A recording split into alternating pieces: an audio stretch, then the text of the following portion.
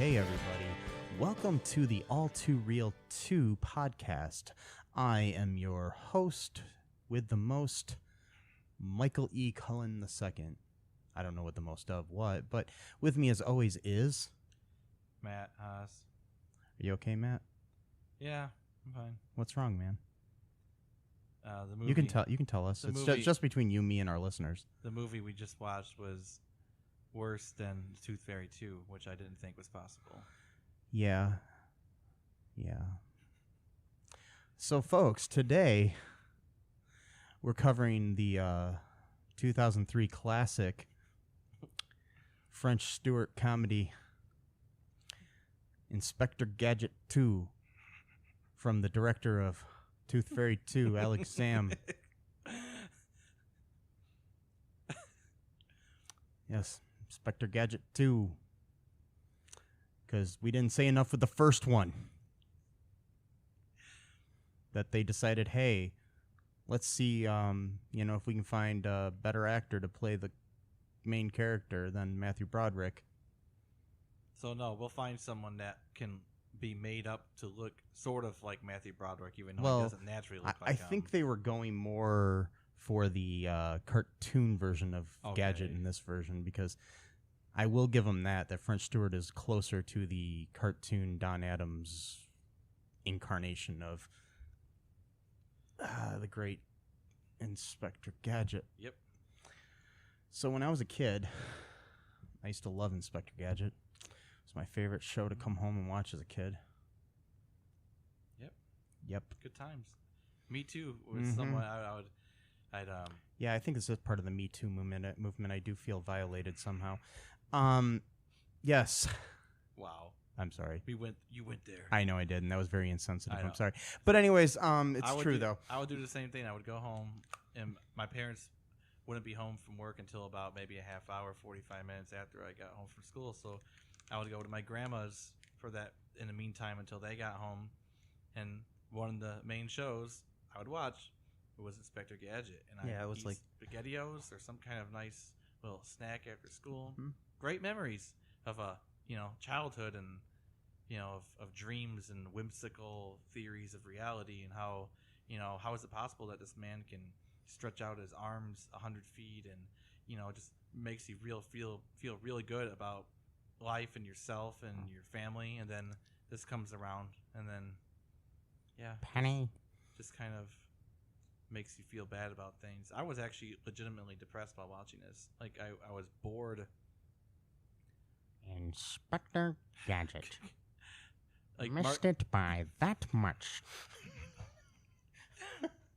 Sorry, that was my Don Adams impersonation. Might not be the greatest, but it was decent, I think. It's fine. Yes. But it kind of reminds me of Mark Maron when he talks about the Dave Matthews Band, and there's like a boredom, but it's like with an edge to it. It's like that's how I felt. That's how this felt. That's how I felt. It was like it was boredom, but it was like this kind of anger to it. I'm like, So yeah, that's why I'm subdued, because I did not enjoy this movie at all. Our great director Alex Sam, who is now becoming one of my favorite directors. He's the most brilliant direct-to-video sequel director out there. He was one of the co-writers along with Ron Anderson and William Robertson. Not sure what they've done because they don't even have links on Wikipedia. They might on IMDb though. Let's see. Let's check it out. Yeah, let's see what they got going on here. See if we can find any information about the writers of this film to see what else they've written. Okay. If anything. Ron Anderson.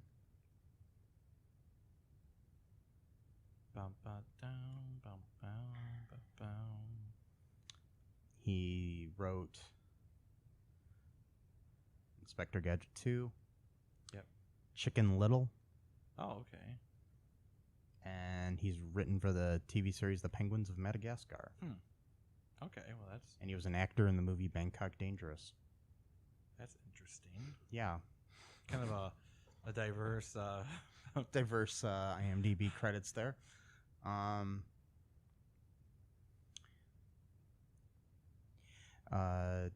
The other writer, William Robertson,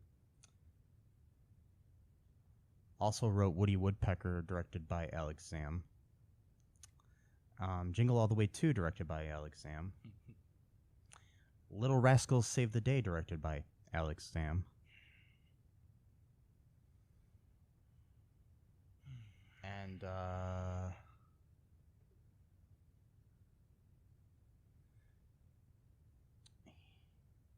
he also wrote the movie starring Will Friedle from Boy Meets World, the made-for-TV movie My Date with the President's Daughter, which I actually enjoyed. I remember back in the day, which was also directed by, guess who? Alex, whatever. Alex Sam. Wow. Yes. Interesting. I guess they like to work together. And coincidentally, he co-starred Dabney Coleman, who played Chief Quimby in the original live-action Inspector Gadget, but not in this one. That's weird. Mm-hmm. He played it with a mustache. Yeah. Now, that was my number one complaint about this whole movie. Chief Quimby needs to have a mustache. I'm sorry, but I just always picture Chief Quimby with his nice little bushy mustache. Yeah. And they even have, Inspector Gadget have a fake mustache at one point. You think that they could do something like that, but... In the original animated series, by the way, Inspector Gadget did have a mustache in the pilot. Oh, okay. And they made them take it away because he looked too much like Inspector Clouseau. Oh, okay. It was already pretty Clouseau-like in his abilities. Wow. But yeah, it was very much, the show was very much inspired by Get Smart as well, which is why Don Adams, they had somebody trying to do a Don Adams impersonation originally, but then they just decided, hey, let's hire Don Adams, who played Max Smart, and have him do the voice, because who does Don Adams better than Don Adams? Right. I mean, obviously now they have Maurice LaMarche and other people doing the voice because Don has passed away, but yes. But once again, missed it by that much. Okay. Anyways, so we're going to talk about this wonderful film. So it had all the elements of a film. There were cameras, a script of some sort, actors, special effects. I'm assuming a budget. Audio. Yeah. Well, yeah, they probably have boom operators and somebody recording the audio. Probably had people on set to serve lunch and snacks, maybe. Yes, craft services. So, yes, probably. Sponsors had Kellogg's, and McDonald's. Yeah. So. Yes, Dunkin' Donuts. That's right. So there was, there was actually some money behind this. Yeah, I'm assuming they're sponsors because they were featured prominently on screen in different scenes, but who knows? This whole film was shot in Australia. Not that matters. I have nothing against Australia, but they tried to make it seem like it was America. And it felt like Australia the whole time I was watching it. Well, most of the actors are Australian. Yes. And one of them was New Zealand. Yeah. So most of the actors come from a land down under. And they... I don't know. So the only actor to return from the original movie was the voice of the Gadget Mobile, Mr. D.L. Hughley. Yeah. The prolific comic and king of comedy and star of the Hughleys, among other things. Guy I admire greatly. Yeah. Not sure if I do anymore, but yes, I do. I'm joking. Oh, boy. Sorry, DL, if you're out there. Sorry, I still think you're awesome. Okay, anyways, very funny guy. Yeah. Very observant commentator. Yeah, he did that one show where he was like interviewing like the leader of like the neo-Nazis and crap like that. It was like some really serious. No, did he do something? Okay, I Yeah, know. yeah. I know he had like a show on CNN for a while and stuff. It was really interesting, like really hard hitting kind of stuff too. Like that's pretty cool. So, what's the plot of this movie, Matt? Do you remember? It was like I was trying like my hardest to pay attention, but it was just so boring. What I can remember is that it starts off with Inspector Gadget, who has no first name, by the way. Yeah, in the first movie, they say his name is John Brown. Oh, okay. But they don't mention it anywhere in this movie. His niece always calls him Uncle Gadget. So I'm like, okay, so his last name is Gadget. All right, whatever. So it starts off with him basically looking for crime because there's no more crime anymore because of what he had done. He'd put all of the bad guys away. So he's like overzealous. Like he had arrested an old lady for drag racing, and she didn't have her license on her, so he took her down to the station. But it turned out to be the dude with the guy who was supposed to have the mustache, his mom. And apparently this woman has superhuman strength because Chief Quimby, because she looks like she might be at least like 87 years old, and she was able to lift a 200-pound man clearly above her head and then throw him down into the prison cell. So and this was after spanking him a lot too, which was kind of weird. And then like Chief Quimby's like smiles and he's like tough love. I'm like, okay, it's creepy. But like so there's like it has elements of all the creepy stuff that we see in these movies.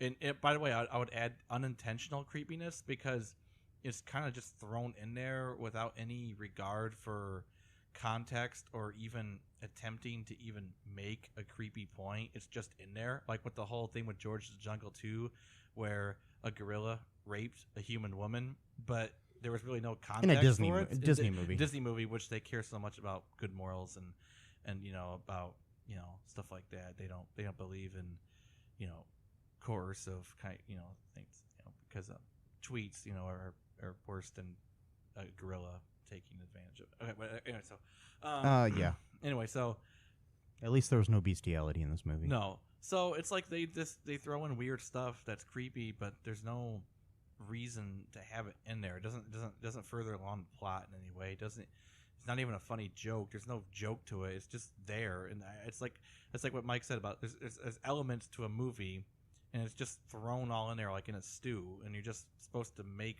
do with it basically. Is it a movie or is it just a bunch of scenes thrown together and then you have to figure out what the plot is? All right, anyway, I'm backtracking. So what happened was he's arresting people for no reason, and then Claw finally...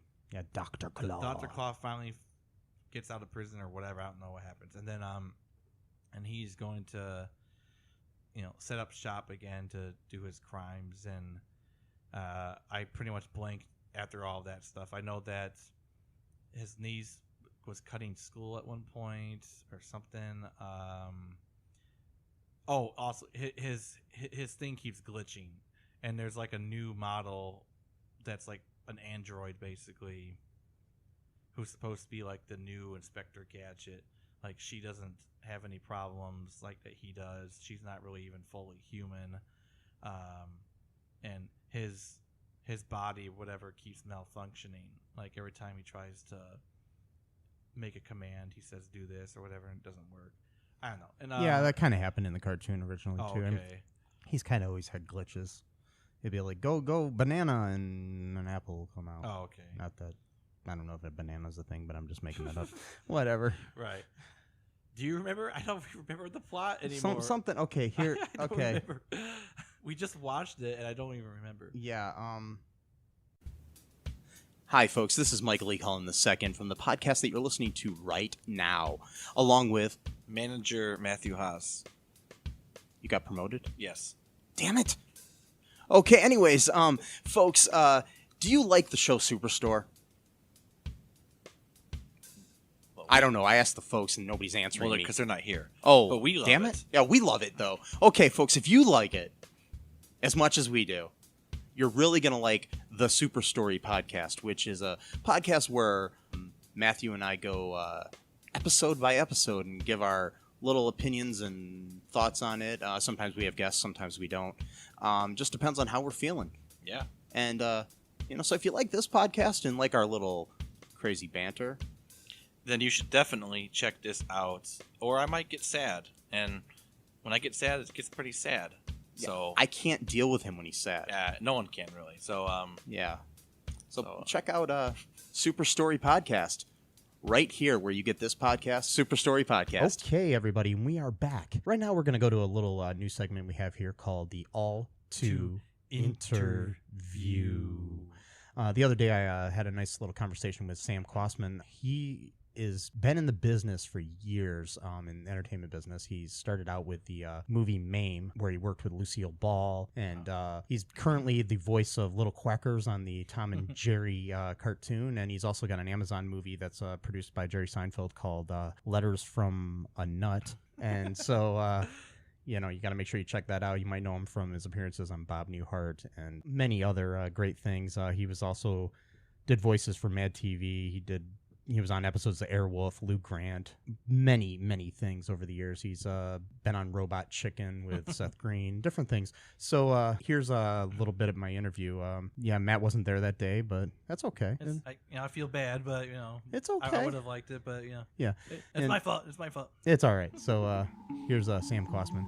Enjoy. Okay, we'd like to welcome Sam here to the All2Interview section of our All2ReelToo podcast. First off, just tell us a little bit about how you got started in entertainment. Well, believe it or not, I started as a professional dancer. I danced in a show called Disney on Parade. My best partner was a guy named Patrick Swayze.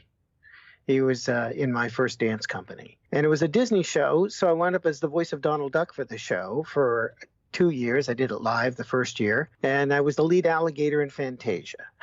That's really cool. And it was Anna White who choreographed it. She had just won the Academy Award for Oliver 2 years earlier. And then I went on to dance for her in the movie Mame with Lucille Ball. And we had a great time. It was great to work for her. I was really thrilled. Had a wonderful dance experience there. And from dancing and Donald Duck, I went on to do television and movies as an actor. But I still kept up my dancing. That's cool. So it was fun. Yeah. Yeah, wish I could dance. I have 2 left feet. I have been in a few musicals and really couldn't dance that well in them, but I tried. What was it like? Did you get to meet Lucille Ball when you were on Mame? Yes, I did. As a matter of fact, I had a great time with her. She used to tell me stories, lots of stories. She was just wonderful. I was dancing in the show, and we had all this downtime, and I took a picture with her. And, I would say to her, like, oh, I really like the Three Stooges. And then she would tell me a story about how they almost killed her. Oh, wow. And I said, what? She goes, well, I was in one of their little segments, one of the little episodes. And believe it or not, I'm supposed to put powder on my face. And Larry Fine comes by and turns on the fan. And the powder was very fine, and I opened my mouth and opened my eyes and went, breathed in, and all the powder went into my nose and my mouth and my throat, and I couldn't breathe, and into my eyes. And she said her eyes were like, every time she blinked, it was like sandpaper. Oh, wow. So she was very upset and said she was in the hospital for 3 days. So they put her in the hospital. And she would say, bad props. They almost killed me. That's her exact words. How about that? That's crazy. Yeah. She also told me a story, and if she hadn't told me directly, I just would never have believed it. She apparently during World War II, she would drive to the studio, MGM Studios in Culver City, and she had a filling in her tooth. She had a filling, and back then they had to use a little filling, a different kind of filling. And sure enough, on her way to the studio, she'd get radio waves, and she started listening. She picked up this radio broadcast of people talking in German. Oh, wow. And it got louder and louder as she got to the studio. And then she called the FBI or the police, and they circle around until they got louder and louder. And boom, guess what? She found a nest of Nazi spies spying on MGM Studios through her tooth. Wow. I never believed that actually happened. I mean, I've seen that on like Love Boat and Saved by the Bell and other things, in different sitcoms. And yeah, that's funny. I didn't think that was actually true that you could pick up radio signals. If she hadn't told me to my face directly, And I was the same age as her son, so I don't know, maybe that had something to do with Yeah. it. I don't know. But she was just a sweet, she's a very serious woman. I mean, she works. Her thing, she had a huge amazing work ethic. So, you know what I mean? I Yeah. mean, she was just very, very good about her work. And, you know, she would put an 18-hour day easily on that movie. So you gotta hand it to I her. mean, it's a great movie. I know that. Yeah.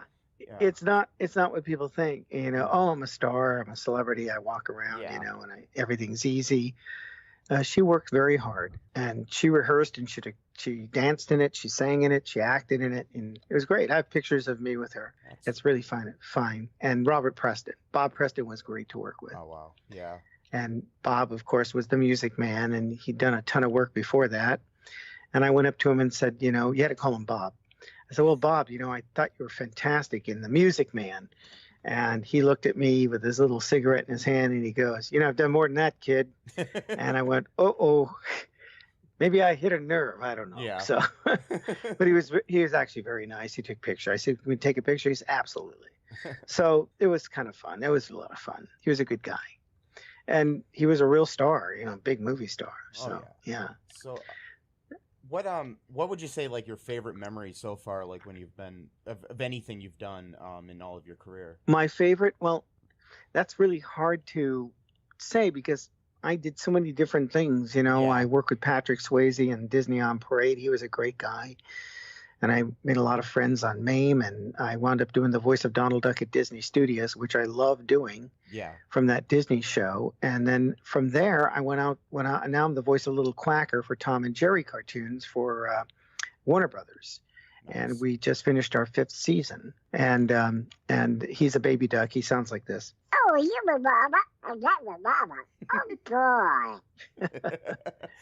Nice. Yeah. I've seen a few of the episodes. Yeah, it's kind of cool. It's a good reboot of the whole Tom and Jerry series. Oh yeah, I think a matter of fact, I think the style of design of Tom and Jerry I think it was voted like the best. The second design in the late 40s between the way Darrell Van Citters drew him and the late 40s was pretty similar and very successful. Now they're going to do I hear they're going to do a movie, Tom and Jerry, so I'm hoping to be in that. That'd be great. That'd be awesome. And they're going to do a hybrid movie like Space Jam. Oh, okay. That kind of thing. Right. Yeah. Yeah. Awesome. Yeah. Yeah, live action and animation. Do you think it'll be so? I hope to do that. 2D animation like with Space Jam, or like 3D like with the Chipmunks movies and stuff like that? I have no idea. They haven't asked me. Yeah, hopefully that'd be either way would be cool. Yeah, I'd love that. Who would you say inspired you the most to want to be an entertainer or anything in your life? Well, I always admired people with talent, and I loved the movie West Side Story. A lot of those guys were my teachers. The dancers in that show, they became big choreographers. I took class with them. But I have to say Ed Asner, who I met after I did MAME, and I choreographed a musical he was in.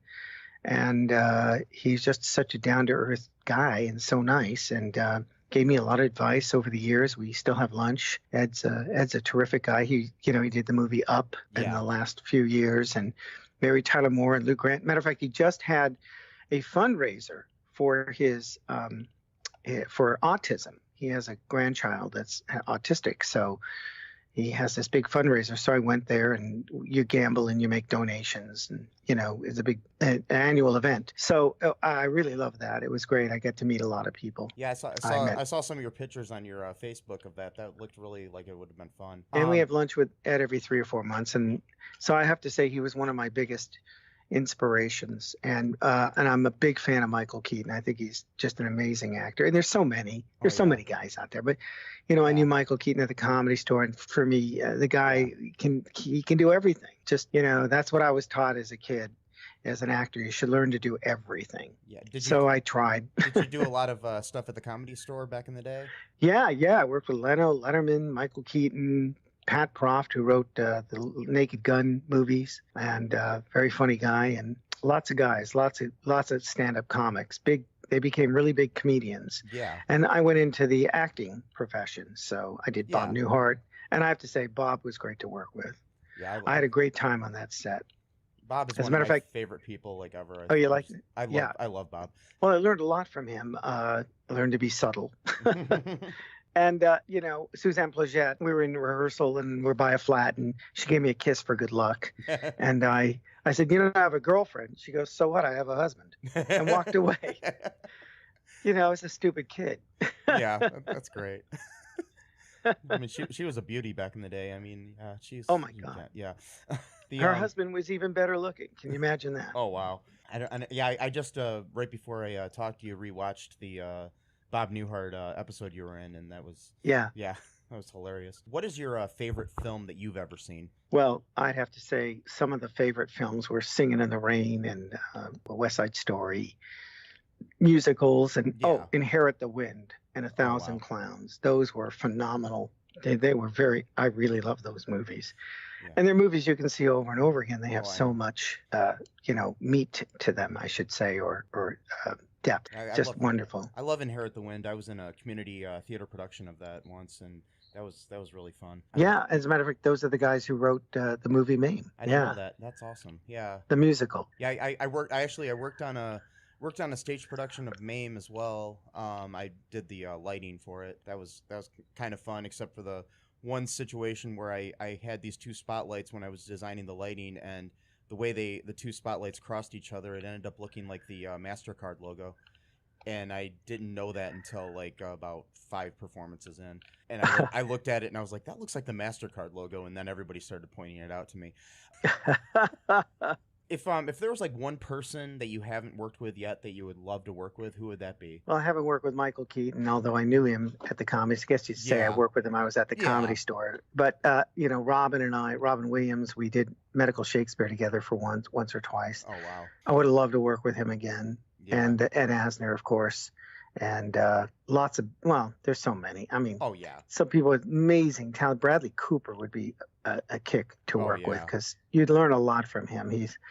He's just conquered everything. Oh, and the guy who plays Wolverine, he can do everything. Yeah, Hugh Jackman is like song and dance man, everything. That's amazing. I mean, what are your thoughts on like all this whole thing where like most movies are like now comic book movies, and we're kind of going away from. I mean, we do have a few, like A Star Is Born. Speaking of Bradley Cooper and stuff like that, where you do have kind of musicals out there, different styles of musicals and stuff. But I miss the days of like good musical movies, I mean, besides like Disney movies and stuff myself. So movies like Inherit the Wind and all that, they don't come up too often. So but I love those the Marvel. Oh, I do too. Yeah, I mean, special effects and humor. Yeah, the mixture is terrific, and I love going to. I go to all those movies. And the actors are terrific. I just met Don Cheadle at Ed Asner's charity event. What a sweet guy. He seems like a nice guy. Yeah, he's very down to earth. Yeah. Yeah. What right now are you like listening to, watching, or reading at the moment? Well, I watched Einstein, which was a series called Genius, and they have Einstein, they have Picasso, and that was a great series. That was terrific. It was really well done. And there's some really good movies out there. I just saw Rocket Man. Rocket Man was terrific. I had a cousin who was his bass player for many years, and so I wanted to go see that film. And also Queen. That movie was terrific. Yes. And there were several others. I mean, there's so many now. They just it's so difficult to find a dramatic film that is terrific because they don't make them as much. You know what I mean? Yeah, I mean it's more about the action and the basically it's about the action and the your Star Wars and your Marvel and DC movies and stuff like that are kind of the ones that are being made. But I mean it's what it is. I mean, I think a lot of the good dramas and things like that are kind of moving towards Netflix and Amazon and all that.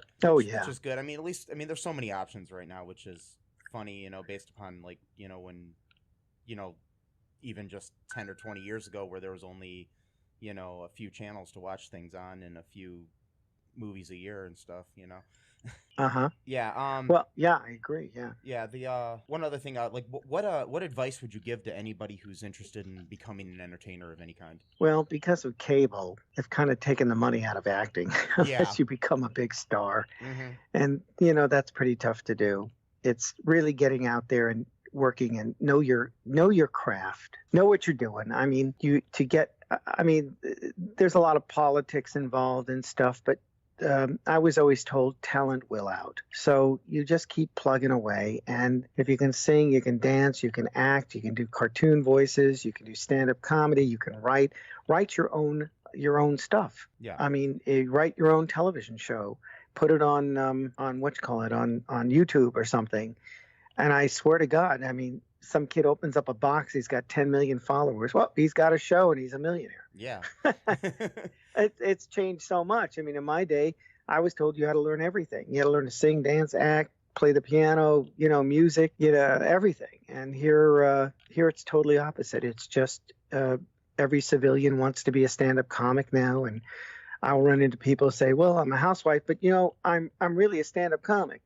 I just have to bring 10 people to the club. Yeah. So my advice is learn your craft and then go from there. So you'll be ready. And a lot of movies and television shows they assume you can act. They look for the right look. If you're the right look, you've got a pretty good chance of getting the job. Then they assume you can act. So get your chops. I love people with talent, people who are naturally talented and gifted. And like you see, America's Got Talent. You see some people on there, they would never have had a chance. Yeah. And yet they're amazing. Just amazing. That is cool. I mean, when you got America's Got Talent and American Idol and all those things where The Voice and all those things where people can actually now get discovered. I mean, it's good and bad in certain ways. People aren't having to work as hard sometimes, what some people say, but I think it's good that we have these talent competitions out there. I have one other question. What is your guilty pleasure movie? Like a movie that you're almost embarrassed to say you love? Oh boy, that's a tough one because there are so many. Yeah. Oh my God. Geez, that I have a certain affinity for. Well, I like action movies. I mean, I'll sit through a karate movie and a kung fu movie, and I'm amazed at the special effects. Oh yeah. So if the special effects are phenomenal, I'll still watch it, even though the acting's bad, the script is bad. But I sit there and go, how did they do that? Like they just pummeled the last Superman movie, which was 3 hours long. Yeah. And I'm sitting there going, wow, how'd they do that? Yeah. I just couldn't stop watching it. I said, I know something's going to happen, but, how do you kill Superman? And all the flying, how do they get him to fly? How do they, Yeah. And then even the last one, Avengers Endgame, was 3 hours long. Oh, yeah. And I sat through all that. And I thought, wow, where's this thing going? Who cares? Look, Iron Man can fly. How'd they do that? I know, it's amazing. When you see the before and after of all those special effects, it's just crazy what they can do now that they couldn't even do a year ago even. On some of the things. Yeah. Before we end here, do you have anything that you want to promote or anything that you got coming up? Yeah, I'm in a movie on Amazon Prime called Letters from a Nut, produced by Jerry Seinfeld, written by Barry Mortar, who is Ted All Nancy. It's based on the books in the 1990s, Letters from a Nut. And you can go see it on Amazon Prime. And I'm doing a new one called New Letters from a Nut with Patrick Warburton, produced by Jerry Seinfeld. Awesome. And I'm in the 5th season of Tom and Jerry cartoons. And so we just finished that. And I'm Little Quacker. Oh, boy. I am the Baba. I got the Baba. Oh, boy. And I do other cartoon voices and all that stuff. So maybe I'll wind up out there in one of those autograph shows or something. Yeah. Yeah. So, and that'd be awesome. Oh, I did Lou Grant, Family Ties, Airwolf. I did Movies of the Week. I'm still working, and that's pretty good. Yeah. So I'm pretty happy about that. As a matter of fact, I'll tell you the story. Tell you a little story. I was at Disney Studios doing Donald Duck. I did their records and toys and tapes, and sure enough, I walk into the animation department. I do Donald Duck for these guys, and they think it's pretty good. I don't hear from them. And 25 years later, the executive producer, director of Tom and Jerry cartoons calls me up and says, "Hey, you still do a good duck?" I go, "Yeah, who are you?" He goes, "Well, I'm Daryl I was at Disney when you did Donald Duck, and I've got this little quacker, and I need a duck." So it wouldn't be much of a stretch for it, and that's what happened. And they still went through, Warner Brothers, I heard, went through 3,000 voice actors for that one little duck. Oh, wow. Yeah, I still got the job. So sometimes talent will out, and connections and networking and all that helps. So That's cool. now, what do you think? That's a pretty cool story, huh? Yeah, that's awesome. I mean, that he remembered you all those years later and everything. Yeah, I was shocked. Well, thank you very much for taking time to be on here, and hopefully we'll talk again sometime soon. Yeah, thanks. Good luck on your podcast, and I hope 100 million people listen to it. It'd be great. That'd be awesome. And remember, I'm still dancing. You know, I'm the male stripper at the Jewish Home for the Aged here. It's a great job. You come back the next day, they think you're the new guy. So. All right, thank you. All right. Have a good Thank one. you. You too. Bye-bye. And we're back. That was great. Here's a little bit more about the plot of Inspector Gadget 2. According to IMDb, this is what the storyline is. On the outskirts of Riverton, the safest city in America, a pensive Inspector Gadget sits in his Gadgetmobile along with his canine companion Brain. Gadget is back on the job, on stakeout, but he is concerned that everything is too quiet in Riverton. He has a very simple, rational answer to this. It's always the most quiet just before criminals strike. Evil must be afoot. In a moment of overzealous crime fighting, Gadget arrests an elderly woman for reckless driving, but not without incident. In his effort to make the arrest, Gadget's many crime-fighting accessories go wildly astray. It's time to report back to headquarters for a checkup. Baxter, the Q of the police department, delivers the prognosis. As he is a prototype, things are bound to have some glitches. The remedy is close at hand, but before Baxter can tell of his new top secret, Gadget is confronted by a furious Chief Quimby. The little old lady arrested earlier for reckless driving turns out to be Quimby's mom. Sorry. It's okay. Gadget is put on notice. Any more mistakes and he is on probation. Meanwhile, in the dead of night and in raging storm, something happens that will change Gadget's destiny forever. His archenemy, his nemesis, Dr. Claw, makes a daring escape from Riverton Prison. Now evil really is afoot.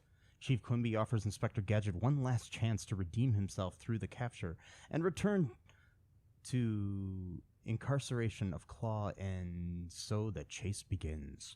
Yeah. Okay, yeah, basically then Claw creates this thing. He goes and steals a frickin' ruby and all these other bullshit things that he needs to create this big laser type thing that freezes the city, so everybody's like standing still and in midair and whatnot and everything, and so they can use some really bad special effects. And then they go and they're gonna rob everything, and then yeah. Oh, yeah. By the way, as this goes along, there's this new Gadget chick named G2, played by Elaine Hendricks, and she and Gadget have a little flirtation. She's put on charge of the case after Gadget's fired. Blah blah blah blah blah blah blah blah blah. The movie sucks. Anyways, it does. It's terrible. I can't deal with it. Anyways, Gadget has. Gadget has has his gizmos all in a whack for this girl, and for lack of a better term, he's got the hots for her. Yeah. And he in the end, he and her kiss. Everything's happy. They save the day. They put Claw back behind bars. He's got a bunch. Claw, by the way, throughout the movie has a bunch of bumbling idiot sidekicks who, like he does in the cartoon. They all kind of suck. And which is interesting. If he's such a great criminal mastermind, why can't he recruit good people and to why work for him? And why does he leave? He leaves his plans written on a chalkboard in his headquarters. Yeah, in an old bowling shoe factory. Yeah, that they find because of Penny, because of course Penny's the smartest one in the family, and or the dog Brain might be as well. At some point, the dog talks because Baxter creates a collar that goes around the dog's neck and makes it talk. Anyways, and then I don't know. I'm trying to remember bits and pieces of this movie. It's like it's like so Chinese food where you're hungry an hour later. I had Chinese food actually earlier. It was pretty good. Are you hungry again? It was a long time ago. Yeah. I mean, I had pizza when I came here. Yeah, so you were hungry again. See what I'm saying? But that was like 6 hours later. Oh, okay, gotcha. But anyway, so But I'm just saying, I'm hungry for another movie yeah, that's actually good. A good one. Yeah, that's what I'm saying. This movie sucks. Anyways. So, by the way, the laser beam was out of a giant bowling pin. That's what it came out of. I didn't even notice that. Did you notice? No. I was so bored I didn't even fucking notice that. It was a giant bowling pin. That's what the laser thing came out of. I have no idea why, but that's what it did. Oh, by the way, too, the place they were going to rob was the Federal Reserve, and there was a giant dollar symbol on the building, which I don't think actually exists. And I'm not a scientist, and I don't know how this freezing bowling pin works. But okay, everything is frozen in the world, or in Riverton, I should say. Yeah. And my question is, somehow when they get to the bowling, I mean not the bowling, I mean the Federal Reserve, they can use a button at the gate and get into the place, and the gate still works. Yeah, the gate opens. The gate opens, but yet it's frozen. I'm confused. Yeah, it seems weird. I'm really confused. And in my opinion, if everything's frozen, how can you even move the money? I just want to know the more logistics of this. If somebody has the science behind the way that this frozen bowling pin worked, please email me at mike@cullenpark.com. I really want to know how the science behind this works. Well, he did have a book called Quantum Physics for Nitwits. Not dummies, nitwits, because they probably couldn't get the rights yeah, of to course. say dummies. But yeah, I'll have to look up and see if that book really exists, and maybe I can find out how to make my own bowling pin freezing thing, and I can I can freeze Northwest Ohio or something where I live. But anyways, the Jesus, or just a certain person. No. Anyways, the greatness of this movie ended at one point. Yeah. It was the best movie of all time. It was. Mm-hmm. There's one part where Inspector Gadget says, "And here's the good part," and he had an uncertainty in his tone of voice when he said it. Like he knew that this movie wasn't good. Like, he was disappointed, I think. It's like, I can't remember. There were times where the Gadget Mobile said things too, like, "this is fun," and I'm like, "What the fuck movie?" Fun. It's not fun. Did they tell D.L. Hughley what the plot was, or did they just have him read these lines? That's what I'm just trying to figure out. By the way, so at the end of the movie, or near the end, the car is again played by D.L. Hughley, and he gets stopped by the police. I don't know if that was intentional or if they just... And by the way, the only African-American actor or black actor of any sort in the movie... is the fucking car. Is the car. Everyone else is whiter than snow. And not the reggae artist. Not Informer. Anyways, I don't know. So I don't know what to say anymore about this project.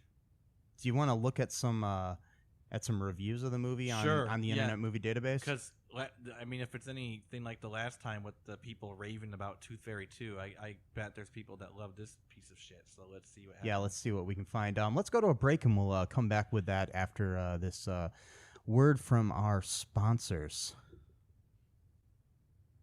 Okay, we're back here at All2ReelToo podcast. Anyways, the best sequel out there. Besides Inspector Gadget 2. Anyways, so you want me to read some reviews here, Matt, and get some response from these reviews? These are reviews from the Internet Movie Database. Let's see what they have to say. Okay, here's an 8 out of 10 review. Okay. It's wrong. Yeah, probably. Okay. Much more faithful to the cartoon, says Desert Hedgehog. Although IG2 is a bit sillier than the first one, it's much more faithful to the cartoon. Once again, Gadget says wowzers compared to Wowzer in the first one. And Dr. Claw called both Claw and Dr. Claw as faceless again. There's also no John Brown, it's just Inspector Gadget. Penny, although she has different hairstyle throughout the film, often wears her hair in the trademark pigtails of the cartoon. At first, I thought that Elaine Hendricks would be awful as G2, but she proved me wrong. She played her part extremely well, although French Stewart doesn't have the boyish charm of Matthew Broderick. He acts more like Inspector Gadget, the cartoon. And don't worry, he doesn't try to play Mr. Magoo. Okay. I don't know what that meant. But anyways, this movie is, maybe it's the whole squinting thing that he used to do on Third Rock, but which is kind of Magoo-like. This movie is also amazingly cartoon-like. The best way I can describe it is a live-action cartoon. It's live action, but with all the silly stunts of an animated cartoon, such as scenes involving Gadget getting his head stuck in a toilet. Although the CGI wasn't as good as it could have been, it wasn't too awful. If you're looking for a film that's true to the cartoon, IG2 is definitely worth seeing. Be warned, though, it's quite silly. Smiley face. Thank you. Jeez. All right, here's a 9 out of 10 review. Oh my god. It's good, but underrated. I don't know. I don't understand. I don't know if they understand the concept of the word "but." But anyways, yeah. This is Mario Murderer 111-1. All right. Okay, Mario Lopez, if you're out there, please be aware somebody might be coming to kill you. Because there's a Mario Murderer out there. It could be about the game. Mario. Yeah. You could be like, "It's me, Mario. What are you doing? Are you going to kill me? Oh, no." Anyways, okay, all right, he said, "I really enjoyed watching this. There are 2 Inspector Gadget movies. The first one was made in 1999. This is the second one, but it doesn't continue from the first since it's a different director, and it was released straight to DVD. This film is an alternative to the second film. If you didn't like the first film and wanted it to be more like the cartoons, then this one is for you. I liked both Inspector Gadget movies. This film introduces a new robot, IG2. It's actually just G2 in the movie, but anyways. Yeah. The movie has an entire different cast, and Dr. Claw's face is hardly ever seen. Like the cartoons, nice special effects too, with a cartoon like, let's stop the bad guys ending. I find it funny and enjoyable." All right, that wasn't as fun as I thought it would be to read. Okay, now I'm going to read one that was an appropriate 1 out of 10 from Erico. That's the guy's name. Okay. Thank you, Erico. Okay. "I'm sorry if this offends anyone, but I absolutely hated this movie." Yes. Okay, I'm going to admit it right here and now. I liked the first Inspector Gadget.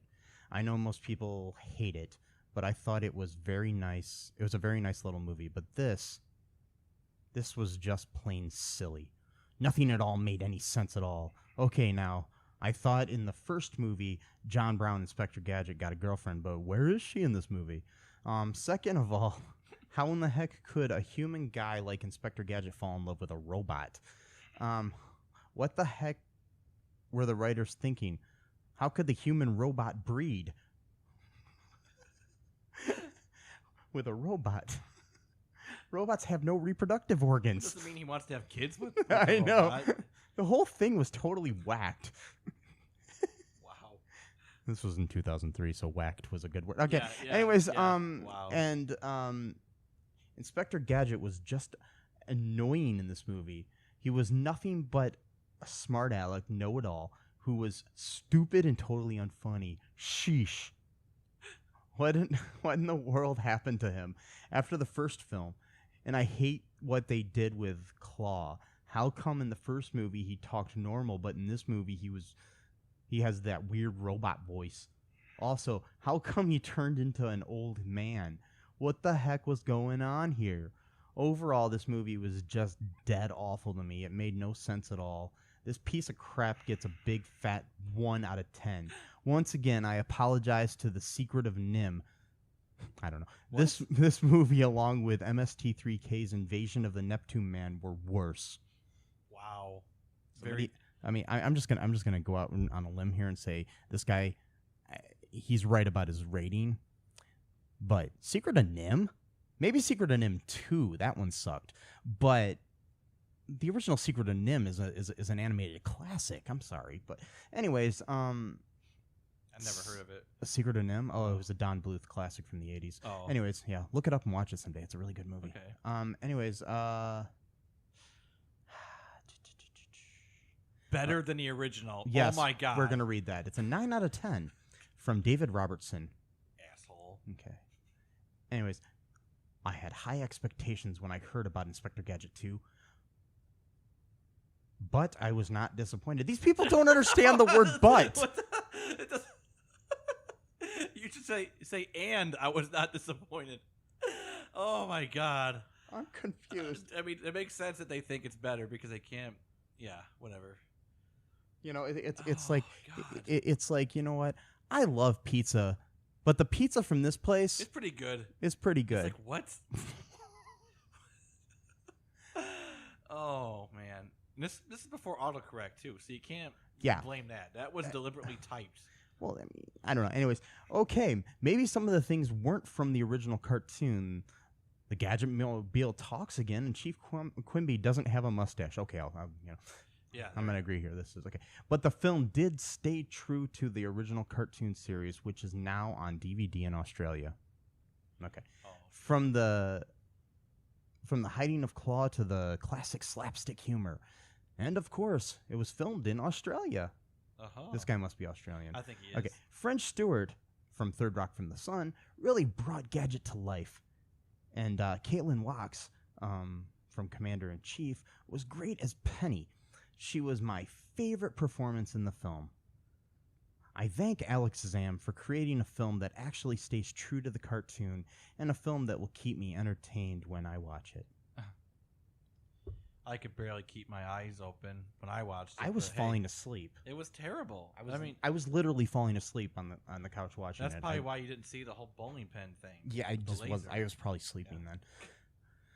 God. Okay, so anyways, I don't really want to read any more I don't reviews. either. This is gonna be a short episode, I think. Yeah, I think so. There's nothing to talk about. No, there's nothing It was else. just a bunch of random scenes. I mean, like him being silly, spilling mustard and ketchup everywhere. I mean, that's not. I mean, whatever.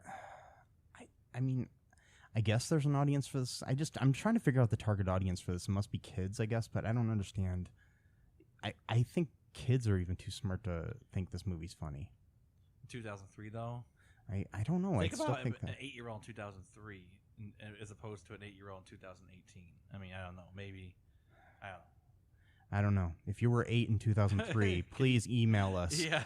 and let us know if you watched this movie. If anybody out there watched this movie and enjoyed it, I don't care how old you are or how young you are, please just email us. It's all2reeltoo at gmail.com or mike@cullenpark.com. Just let us know if you enjoyed this film. And why? And why? Can you explain it to us. Honestly, I think for the good points of the movie, I will give it some good points. French Stewart was a good Inspector Gadget. He was more true to the original cartoon. He was better than Matthew Broderick. Can't say the movie was better than the first movie. I don't really remember the first movie, honestly, right now. So it could be better, it could be worse. But I don't know. Would you recommend anyone watch this movie, Matthew? No. Oh. Well, hold on. If you're part of some like enhanced interrogation team and you're trying to get information out of someone, and regular forms of torture are off limits, which I recommend that they are off limits. Have them watch this movie followed up by Tooth Fairy 2 on a loop. Maybe don't let them sleep. Maybe we should just get a whole Alex Zam box set and just watch all of his direct-to-video sequels and then just put them on a loop. Yeah, and that's it though. Like, yeah. Let them we can have send that to else. Guantanamo Bay, and they can just sit there and do the whole Clockwork Orange thing where they just pop open his eyes and make him watch. Not it. even that. Let them have snacks. Let them have a nice couch. I guarantee you, the movies alone would drive people crazy, even if they had all the other trappies in life. Give them a nice bathroom. Give them a nice couch to lay on. I guarantee you, even books to read. Just having that in the background will just eventually just be like a hole just being drilled into someone's mind. Like just, especially With Larry when he says "Fat Man and Hoggins," it's right there again. Oh God. At least there was none of that in this movie. No. I can't. I still. And there was a dog, but there was no pigs. No, it was no pet pig. That was called Crusher. Because you get it, you're expecting a big aggressive animal, and it's a nice little. Your eyes are glazing. I know. Nice little piglet named Crusher. Yeah, I know. No, not because of you. But I will say this though: as bad as 232 was, it was at least more entertaining than this. Hey folks, this is Michael E. Cullen II from the podcast that you're listening to right now, along with Matthew Haas. We just wanted to tell you about our great podcast called Super. It's called All2Real. And on that show, what do we do, Matt? We watch biopics, and then we talk about whether or not the movie matched up with the real story or not. So It was a lot more exciting than that, though. Yeah, so we analyze the real story and the real story. Get it? Get it? Real. Yeah, they're spelled differently, folks. You can guess which one I said which way. Uh-huh. Anyways, so sometimes we have a guest, sometimes we don't. But we talk about great movies like Shattered Glass and The Social Network and Futile and Stupid Gesture, among others. Those are some of the ones that we've covered so far, and we're going to cover a lot more. So please subscribe on Stitcher, Apple Podcasts, Google Podcasts, wherever you find your great, fun podcasts. And be sure to share it with your friends. Do it. Do it. Do it.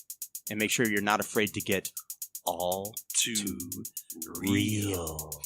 Bye-bye. In the magical world of Hoth, there are wizards, there are sorcerers, and there are magi. And none of them know what they're doing. That's how the best spells are discovered. Throw it at the wall and read the tea leaves. Or scorch marks. Witness the wonders of magic, science, and property damage in a radio drama of phantasmical proportions. Face my mastery over the elements! Magus Ilgar. Now available for download wherever audiobooks are sold. Listen to the first 3 episodes for free on YouTube. I was angry at that, but at least I had my attention. Yes. This movie hardly got my attention at all. There was no reason for this movie to be made. It should have never existed. And if they make a third one, maybe, I don't know if we should watch it. I don't know. I hope not, but I doubt they'll make a third one. Good. You know, it's been, 15 years since the second one. Hey, you never know. Sometimes they made Blade Runner sequel like 35 years after the original, so... Yes, and Inspector Gadget 2 is as well respected a movie as Blade Runner. No. I just mean that. Wow. Well, maybe they can do a crossover movie. Yeah, crossover. God. Oh, man. Is Inspector Gadget a replicant? I don't know. Anyways, do Inspector Gadget's a dream of electric sheep? Oh, wait, no. Anyways, Wow. Tron was another one that was like 25 years later. Well, yeah, I mean, they do that, but I mean, it's usually for movies that are good. Yeah, good and successful and well respected. And plus, too, having that amount of time separated makes the movie even more majestic, because not only is the movie take place that many years later, the movie actually was made that many years later as well. Yeah. So it actually has a sense of realism. It's like the new Star Wars movies or something. Yeah. Oh, I don't like new Star Wars because Luke Skywalker doesn't act like he did when he was 19 years old. Because every 65-year-old person we know acts the same. Well, I guess some of them do. But Well, so my thing is I think that when we end up making Inspector Gadget 3, we should cast French Stewart no matter how old he is at the time. Yes. And have him play 80-year-old Inspector Gadget. Yeah, let's do it. And then all the little fanboys out there will be complaining, he's not acting like he did when he was a young adult. It's not like the cartoon from 1973. 83. Or whatever. Yeah, anyways, okay, anyways, thanks, people, for joining us on this exciting episode of All2ReelToo.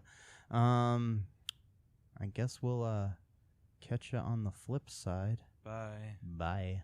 Thanks for listening to All2ReelToo podcast, a Cullen Park production. Produced and edited by Michael E. Cullen II. Music by Matthew Hawes. Subscribe and share the show. Visit us at cullenpark.com.